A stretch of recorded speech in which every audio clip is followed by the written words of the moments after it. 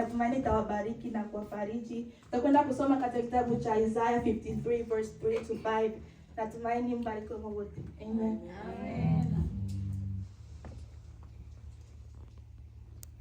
Tunasoma katika jina la Yesu Kristo. Amen. Alizarauliwa na kukataliwa na watu, mtu wa huzuni nyingi, ajuaye sikitiko, na kama mtu ambaye watu humficha nyuso zao. Alizarauliwa wala hatukuhesabu kuwa kitu. Hakika ameyachukua masikitiko yetu, amejitwika huzuni zetu. Lakini alizania ya kuwa amepigwa na Mungu na kuteswa, bali alijeruhiwa kwa makosa yetu, alichubuliwa kwa maovu yetu. Adhabu ya amani yetu ilikuwa juu yake, na kwa kupigwa kwake sisi tumepona. Amena. Amena. Amena.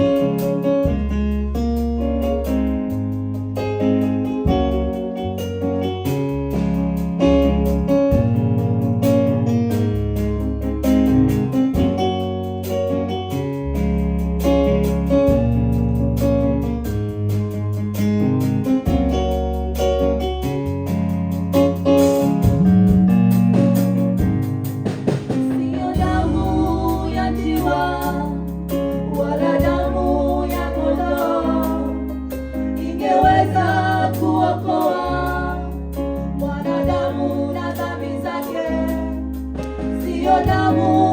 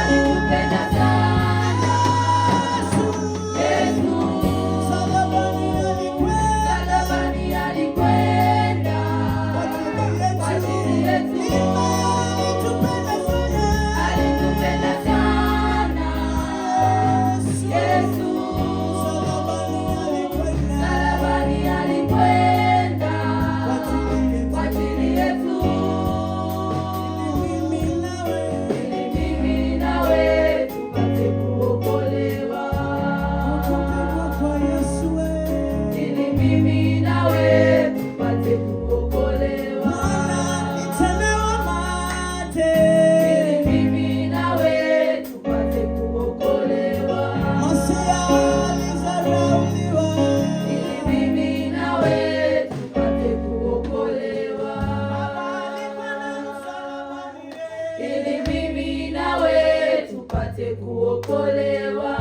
alitobolea mkuki mbavuni, Ili mimi nawe tupate kuokolewa.